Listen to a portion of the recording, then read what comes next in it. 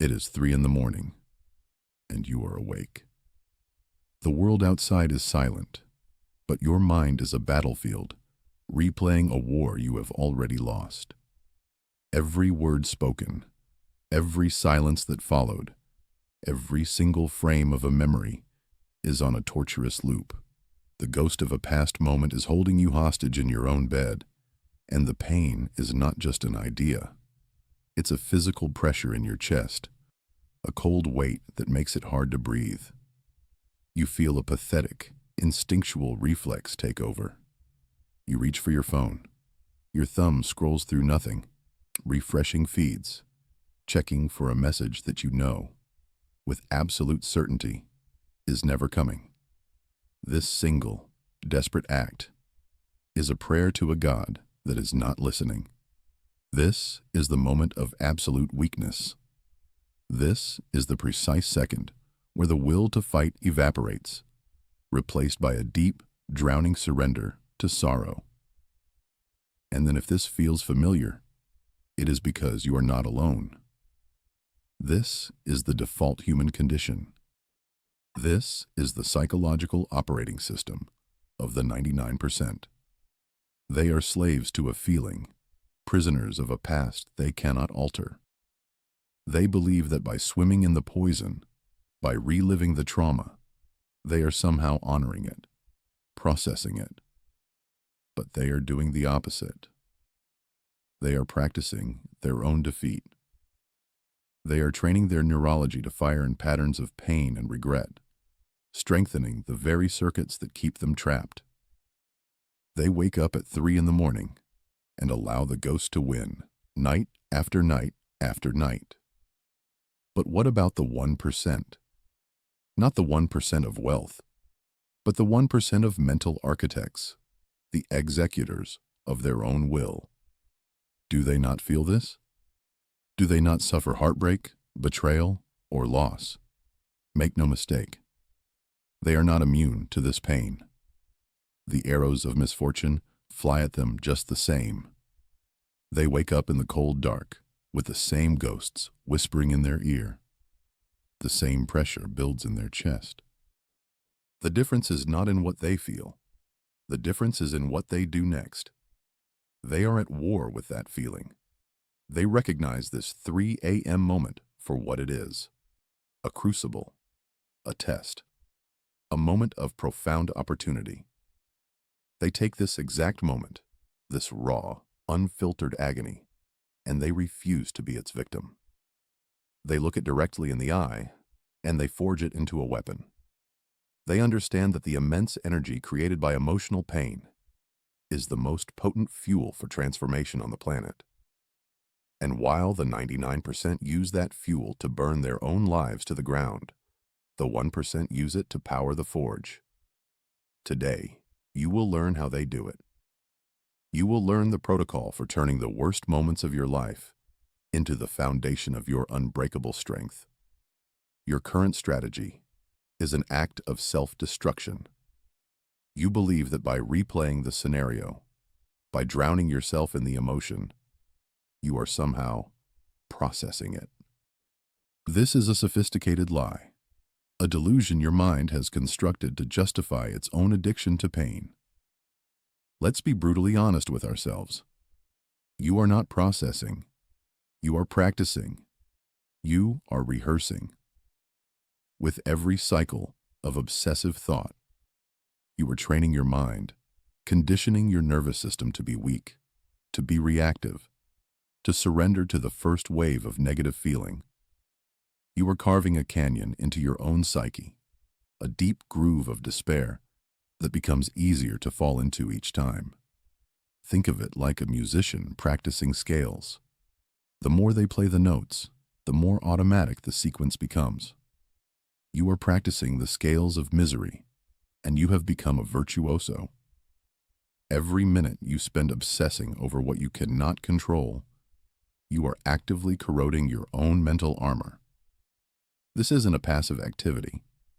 It is a slow, grinding form of psychological suicide. The energy you expend reliving the past is the very same energy you need to build your future.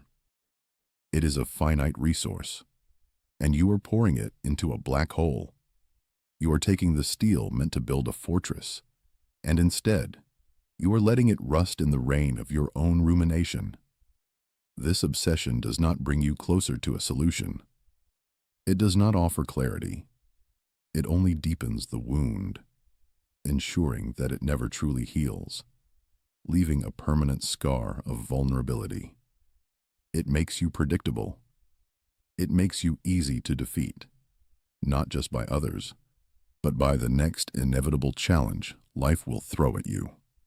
The great illusion, the trap that has ensnared 99% of people, is the belief that the event itself is the source of your suffering.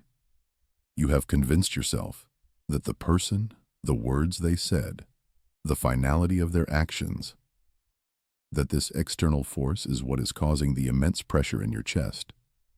You have built an entire narrative around this idea. You are the victim, and they are the villain. The memory is the monster under your bed. This story feels true. It feels righteous, but it is the most dangerous fiction you will ever tell yourself. The cold, hard, and liberating reality is this: the breakup did not break you. The betrayal did not destroy you. The failure did not finish you. Your reaction to these events is what is breaking you, destroying you, and finishing you, minute by agonizing minute. The event was a stone thrown into a pond. It happened, and it was over. The endless ripples, the churning of the water, the murkying of its depths. That is all your creation. The suffering is not the event. It is the story you tell yourself about the event. It is the meaning you have assigned to it. It is the judgment you have passed upon it and upon yourself.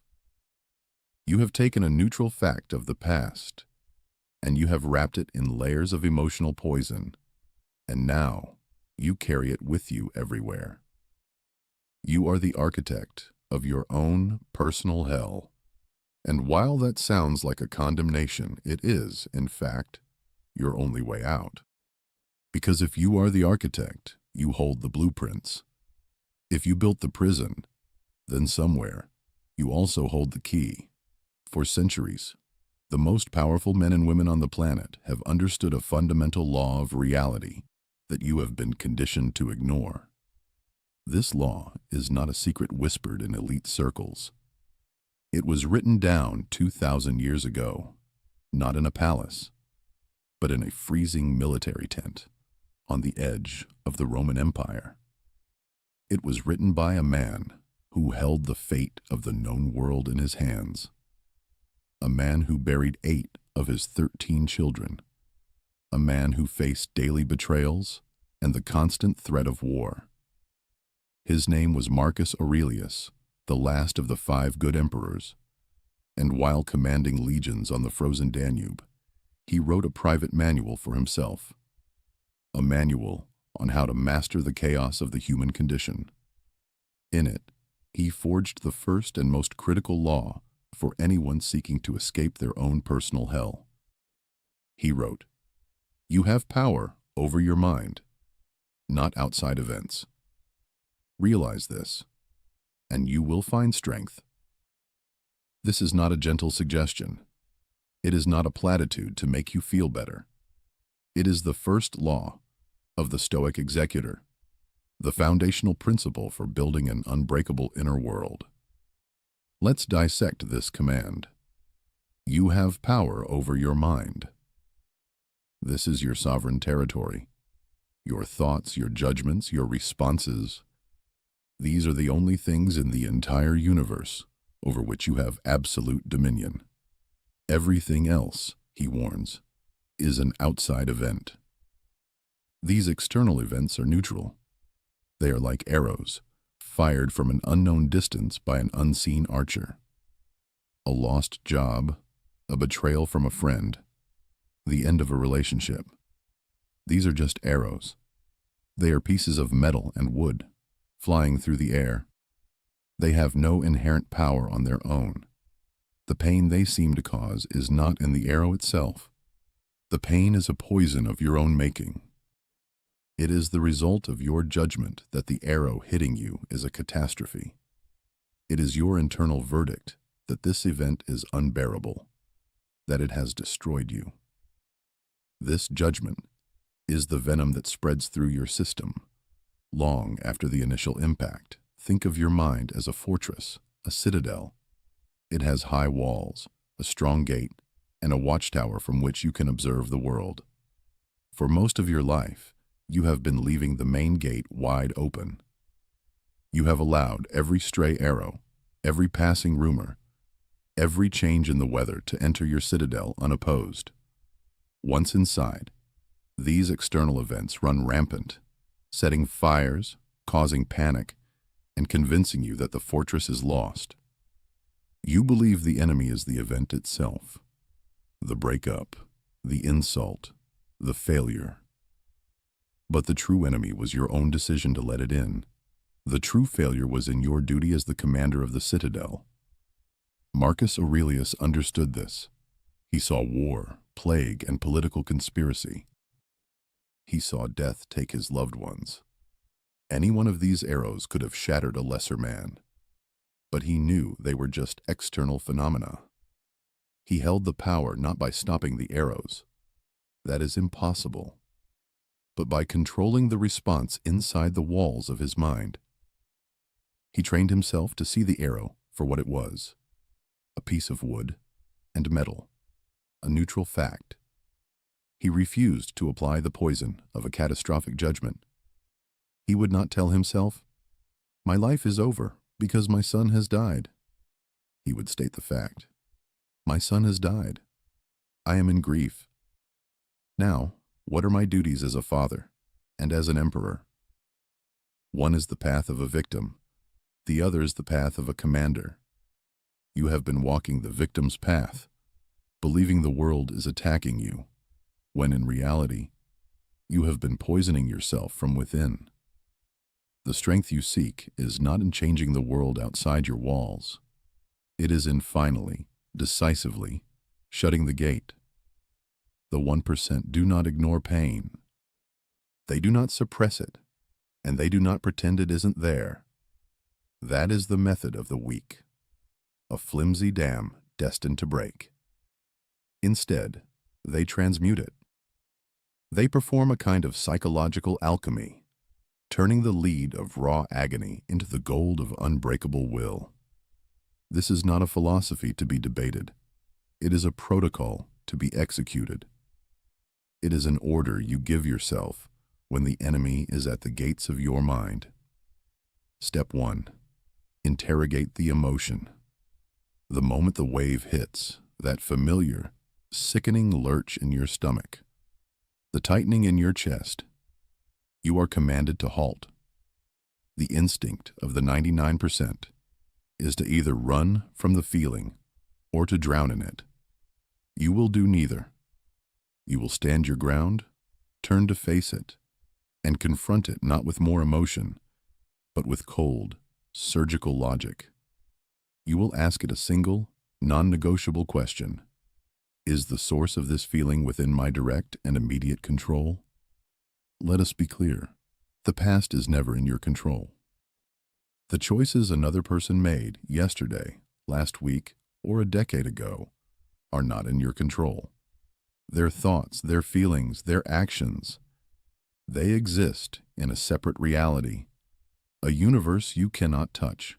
The answer to this question, when asked with brutal honesty, will always be no. This question is not meant to make you feel better. It is a diagnostic tool. Its function is to sever the connection between the external event and your internal state. It reminds you where your jurisdiction ends and where it begins. Your power is not in changing the past. It is in commanding your response in the present. Step 2. Reframe the event. Once you have established that the source is beyond your control, you will strip the event of its emotional charge. You will perform a semantic detoxification. The stories you tell yourself are the bars of your prison. Phrases like, "She ripped my heart out," or "He abandoned me," or "My life is ruined," are not objective descriptions of reality. They are inflammatory, self-indulgent narratives that cast you as a helpless victim. A victim has no power. A victim can only wait to be rescued or to bleed out. You will reject this role.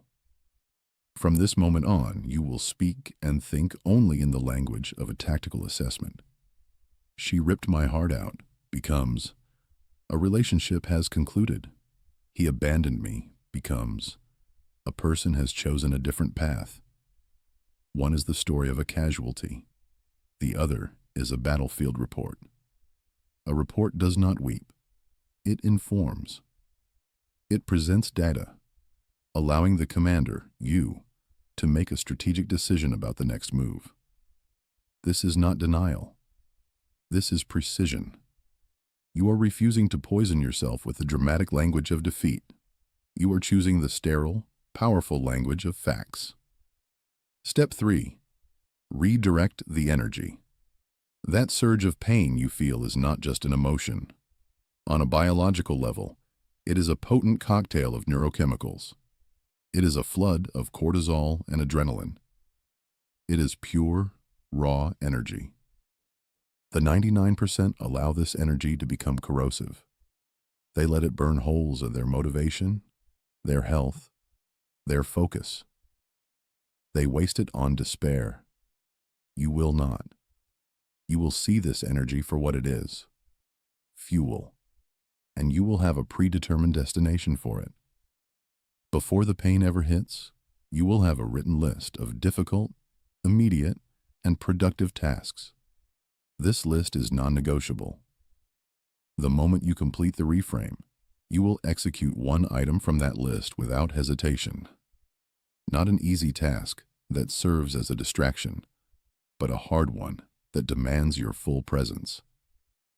50 push-ups until muscle failure. A 1-mile sprint, pushing your lungs to their limit. Reading 10 pages of a book so dense it requires absolute concentration. You will take the fire of your emotional pain and use it to forge the steel of your discipline. You will teach your body and your mind a new, unbreakable association.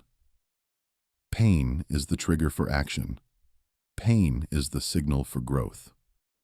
Every time the ghost of the past tries to haunt you, it will find you are too busy building your future to notice. Your mission begins now.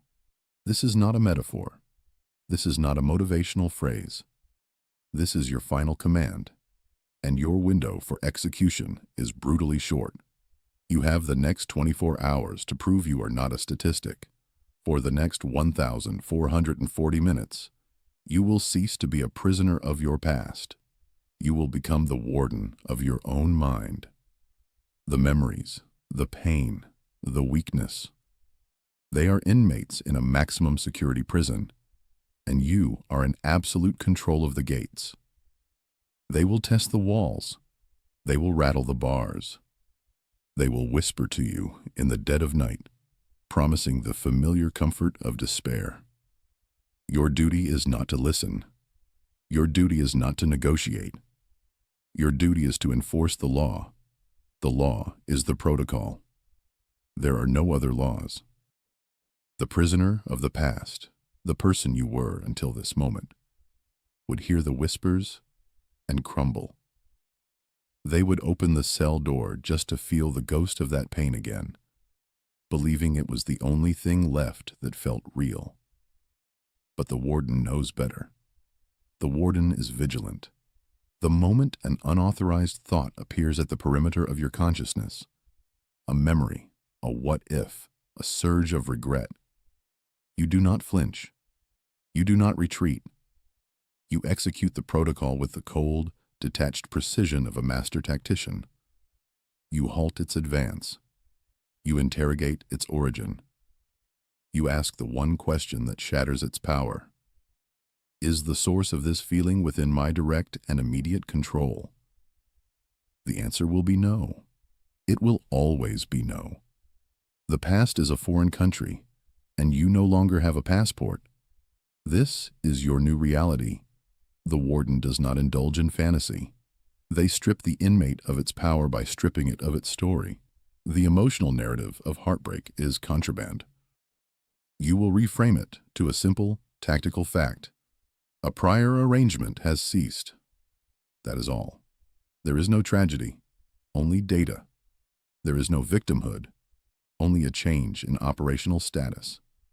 And then, the final, critical step. The energy that this rogue thought brought with it, that spike of adrenaline, that hollow ache in your chest, is now confiscated. It is fuel, and you will burn it. You will immediately pivot to a predetermined difficult task. You will not think. You will act. The energy of regret will be transmuted into the force of your push-ups. The energy of longing will be burned on a 1-mile sprint. The anguish of what if will be channeled into the deep focus required to understand a difficult text. You will starve the weakness by feeding your strength. This is how the war is won. Not with one grand battle, but with 1,000 small, disciplined victories, minute by minute. Your final instruction is an affirmation. It is a contract you will sign with the person you are choosing to become. Go to the comments section of this program. You are forbidden from writing about your pain. You are forbidden from mentioning their name. Those are the habits of the 99%, the behaviors of the inmate. Instead, you will write one single, declarative statement. It is your new operating command. It is the password to your mental citadel. Write these exact words. My judgment is my weapon. Do not add anything else. This action is not for us. It is for you. It is the physical act of drawing a line in the sand. It is the first official order you are giving as the new warden of your mind. It is your public declaration that you will no longer be ruled by uncontrolled emotion, but by deliberate, powerful judgment. Your 24 hours start now. There are no other options. There is no tomorrow. There is only the protocol and your will to execute it. Seal your contract, then close this program. The briefing is over. Begin the work.